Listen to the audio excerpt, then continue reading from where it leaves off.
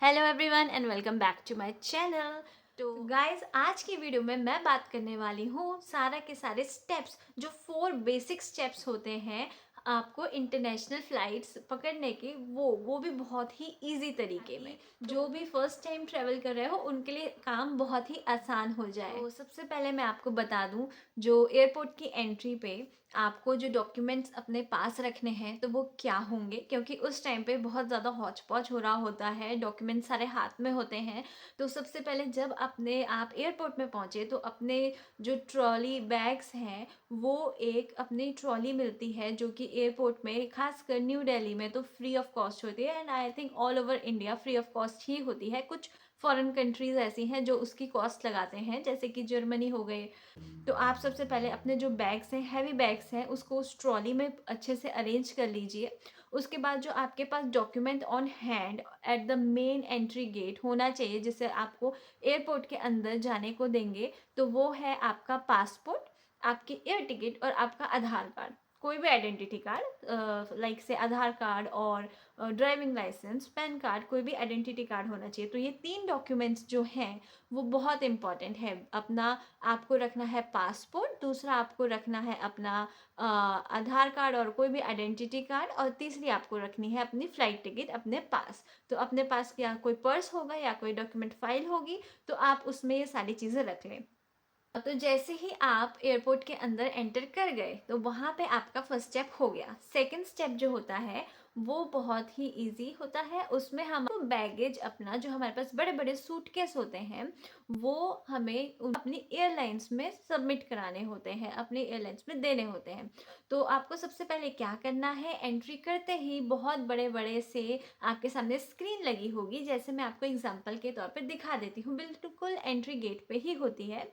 तो आपको ऐसी स्क्रीन्स दिखाई देंगी। सो आपको क्या करना है, अपना फ़्लाइट का नाम और फ़्लाइट का नंबर, जैसे मेरी थी क्वांटस फ़्लाइट और नंबर था Q70, तो आपको ये चेक करना है, वो फ्लैश होंगे, डिफरेंट डिफरेंट नंबर फ्लैश होंगे। तो पहला अल्फ़ाबेट देख के आपका एयर इंडिया है तो आप ए से सर्च कर सकते हैं, आपका क्वांटस थी जैसे मैं, तो मैंने क्यू से सर्च किया। तो आप ऐसे देखकर अपनी फ़्लाइट का जो है वो रो देख लीजिए। रो मतलब कि आपको कौन सी रो में जाना है। एयरपोर्ट में बड़े बड़ी पिलर्स पे लगा होगा A B C D E, तो आपको कहाँ पे जाना है, आपको कौन सी रो पे लगना है, आप वो देख लीजिए। तो आप जब जाएंगे, जैसे मैं आपको दिखा दूँ, मेरी जो एयरलाइन है मैं आपको दिखा देती हूँ। उसकी जो रो है वो ई थी। तो मैंने क्या किया, मैं सबसे पहले अपनी रो के पास चले गई। वहाँ पे जाते ही अगर आपको कुछ ना समझ में आए तो वहाँ पे बहुत सारे जो हैं एयरपोर्ट में एयरलाइंस के, अलग अलग एयरलाइंस के बोर्ड्स लगे होंगे, और आपको उसी एयरलाइन में जाना है। जैसे कि एयर इंडिया का होगा तो एयर इंडिया के बोर्ड लगे होंगे, क्वांटस का होगा तो क्वांटस के बोर्ड लगे होंगे। अगर कुछ नहीं समझ में आए तो कोई घबराने की बात नहीं है। आप अपना वहाँ पे एयरपोर्ट में जो अथॉरिटीज़ वहाँ पे खड़ी होती हैं, आप उनसे पूछ लेना। तो जब आप उनसे पूछेंगे ये कि कहाँ पे, अपने रो के आसपास पहुँच के उनसे पूछ लेना कि हम कहाँ जाएँ, तो वो आपको बता देंगे वहाँ पे क्वांटस का है, वहाँ पे एयर इंडिया का है, आप यहाँ आ जाइए। तो आप वहाँ पे लाइन में लग जाएँ। उसके बाद जब आप लाइन में लग जाएँगे तो आपका जो दूसरा स्टेप था वो कंप्लीट होने वाला है, यानी कि आपके जो सूटकेस हैं वो जो है वो कलेक्ट हो जाएँगे। तो सूटकेस कलेक्शन के टाइम पे भी आपको अपने डॉक्यूमेंट्स दिखाने पड़ेंगे। तो अपने डॉक्यूमेंट्स जो आपने उस टाइम पे हाथ में रखे होंगे तो वो बाहर ही रखना, ठीक है। वो भी आपको जो डॉक्यूमेंट्स दिखाने हैं वो है पासपोर्ट मांगेंगे, वो सबसे पहले डॉक्यूमेंट्स में पासपोर्ट मांगेंगे। उसके बाद वो आपका वीज़ा होगा तो वीज़ा चेक करेंगे। उसके बाद वो आपके टिकट चेक करेंगे। अगर आपके पास बोर्डिंग पास नहीं है तो वो आपको बोर्डिंग पास भी इसी टाइम पे दे देंगे। उसके बाद जब हमारा ये सब कुछ हो जाएगा तो वो आपका जो है वो बैगेज का वेट चेक करेंगे, और वेट अगर सही होगा, ताकि आपको कन्वेयर बेल्ट में रखना होगा, या वहाँ पे लोग होते हैं रखने के लिए, इस चीज़ के लिए भी लोग होते हैं। तो अगर आपसे नहीं उठाया जा रहा तो उन्हें बोलिए कि ये बैग इसमें रख दीजिए, तो वो रखवा देंगे। और वो रखने के बाद आपका वेट चेक होगा अपना ऑटोमेटिक, और अगर सही होगा तो वो आपके बैगेज को जाने देंगे। अगर ज़्यादा होगा तो वो आपको कह देंगे कि इसको कम कर दीजिए या एडजस्ट कर लीजिए। तो अगर जैसे ही आपका बैगेज अंदर चला जाएगा तो यहाँ पे आपका दूसरा काम जो है वो ख़त्म हो गया। उसके बाद आपको बोर्डिंग पास मिल जाएगा। तो बोर्डिंग पास बहुत इंपॉर्टेंट है। जो बोर्डिंग पास है वो हमें थर्ड इंपॉर्टेंट स्टेप के पास ले जाएगा। जो हमारा बोर्डिंग पास होता है, बोर्डिंग पास की भी मैं आपको इमेज लगा के दिखा देती हूँ। बोर्डिंग पास बहुत ही ज़रूरी आपका डॉक्यूमेंट है जो आपको चाहिए, और ये बहुत ही इंपॉर्टेंट होता है फ्लाइट में एंटर करने के लिए। तो इसे संभाल के रखना अपने बाकी डॉक्यूमेंट्स के साथ। बोर्डिंग पास में हमारे पास होता है फ्लाइट नंबर, सीट नंबर होती है, और आपका जो गेट नंबर होता है। ये 3 चीज़ें इंपॉर्टेंट होती हैं। तो ये जो है आपको आपके बोर्डिंग पास के ऊपर मिल जाएगा। जैसे ही आपको बोर्डिंग पास मिल जाए, संभाल के अपने डॉक्यूमेंट्स के साथ रख लें। फिर हमारे चलते हैं थर्ड स्टेप के अंदर। जो हमारा थर्ड स्टेप होता है वो है हमारा इमिग्रेशन, जो सबसे इम्पॉर्टेंट स्टेप है।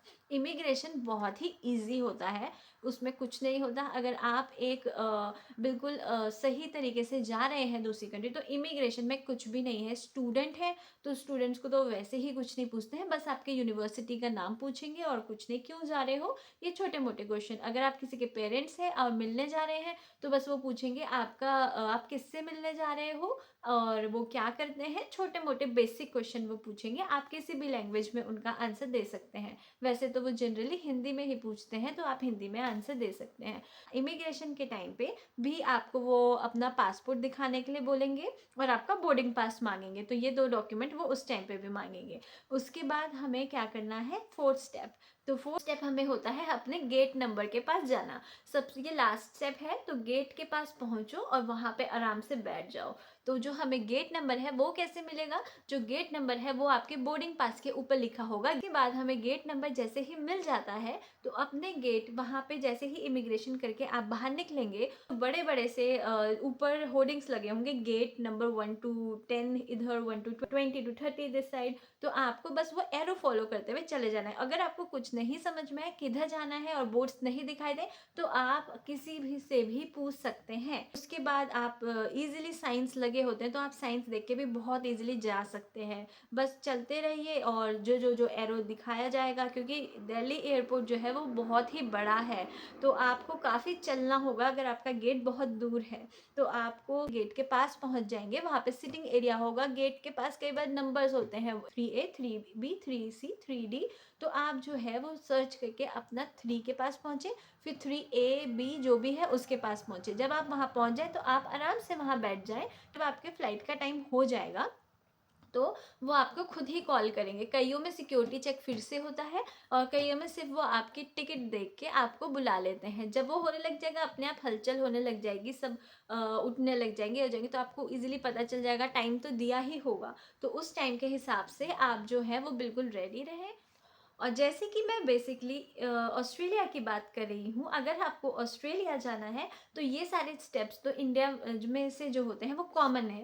अब हम बात करते हैं, जब हम फ़्लाइट की जो जर्नी कंप्लीट करके अपना ऑस्ट्रेलिया पहुँच जाते हैं, वहाँ क्या क्या होता है। तो आपको जब आप फ्लाइट में बैठे होंगे, पर्टिकुलरली फॉर ऑस्ट्रेलिया, आपको एक डिक्लेरेशन फॉर्म दिया जाएगा, वो भी फ्लाइट में। तो आपको वो जो फॉर्म है वो कुछ इस तरीके से दिखता है। इंग्लिश में भरना है, इंग्लिश में फॉर्म होता है, हिंदी में भरना है, हिंदी में फॉर्म होता है।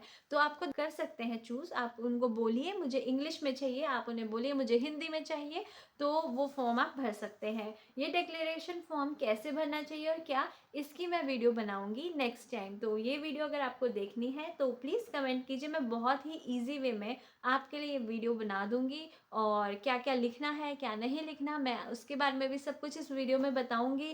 तो बस ये स्टेप्स होते हैं। वहाँ पे पहुँचने के बाद फिर अपना बैगेज कलेक्ट कीजिए। बैगेज कलेक्ट करने के बाद आपको जो है वो इमिग्रेशन फिर से करानी होती है। वो क्वेश्चंस पूछेंगे कहाँ जा रहे हैं और कहाँ नहीं। उसके बाद आप डिक्लेरेशन फॉर्म सबमिट कराइए एंड लास्ट गेट में, और आप जा सकते हैं। तो आप पहुंच गए ऑस्ट्रेलिया बहुत ही इजी तरीके से। तो ये सारे स्टेप जो हैं वो बेसिक होते हैं किसी भी इंटरनेशनल फ्लाइट पकड़ने के, और क्या क्या एयरपोर्ट में होता है उस चीज़ के। आई होप ये वीडियो आप सभी के लिए बहुत ही ईजी वे में मैंने ये एक्सप्लेन किया हो, आप सभी के लिए बहुत ही यूज़फुल हो। तो अगर आपको ये वीडियो अच्छी लगी तो मेरी वीडियो को लाइक कीजिए, मेरे चैनल को सब्सक्राइब कीजिए। Thank you.